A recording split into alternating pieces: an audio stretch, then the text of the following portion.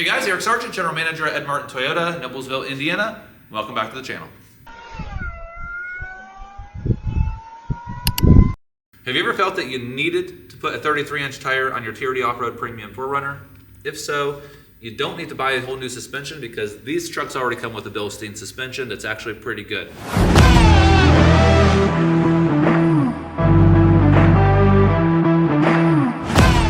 What you can do instead is you can buy an actual spacer lift.